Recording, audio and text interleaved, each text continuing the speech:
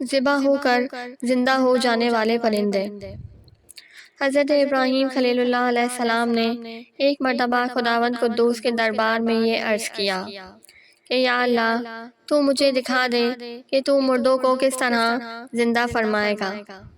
تو اللہ تعالیٰ نے فرمایا کہ اے ابراہیم، کیا اس پر تمہارا ایمان نہیں ہے؟ تو آپ نے عرض کیا کہ کیوں نہیں؟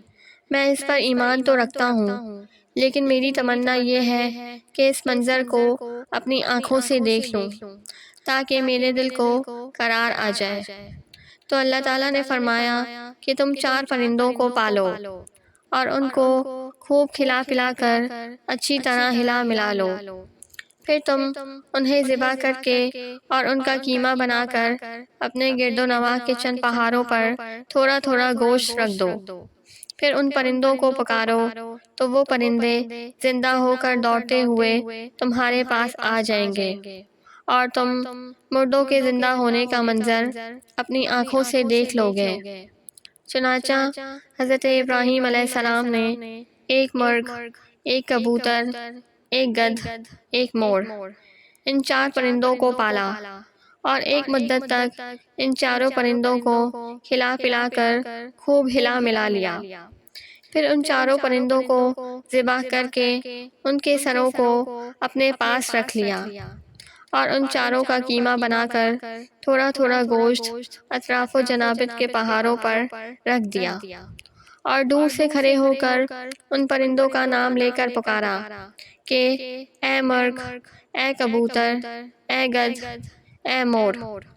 آپ کی پکار پر ایک دم پہاڑوں سے گوشت کا قیمہ اڑنا شروع ہو گیا، اور ہر پرند کا گوشت، پوست، ہڈی، پر الگ ہو کر 4 پرند تیار ہو گئے، اور وہ 4 پرند بلا سروں کے دوڑتے ہوئے حضرت ابراہیم علیہ السلام کے پاس آ گئے اور اپنے سروں سے جڑ کر دانا چگنے لگے اور اپنی اپنی بولیاں بولنے لگے۔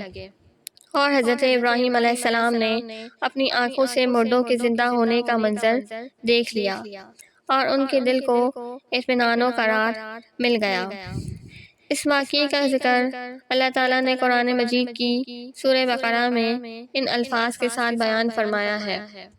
ترجمہ: اور جب عرض کی ابراہیم نے، اے رب میرے، مجھے دکھا دے، تو کیوں کر مردے جلائے گا؟ فرمایا، کیا تجھے یقین نہیں؟ عرض کی، یقین کیوں نہیں، مگر یہ چاہتا ہوں کہ میرے دل کو قرار آ جائے۔ فرمایا، تو اچھا، 4 پرندے لے کر اپنے ساتھ ہلا لے، پھر ان کا ایک ایک ٹکڑا ہر پہاڑ پر رکھ دے، پھر انہیں بلا، وہ تیرے پاس چلے آئیں گے پاؤں سے دوڑتے، اور جان رکھ کہ اللہ غالب حکمت والا ہے۔ سبحان اللہ۔ وآخر دعوانا ان الحمد للہ رب العالمین۔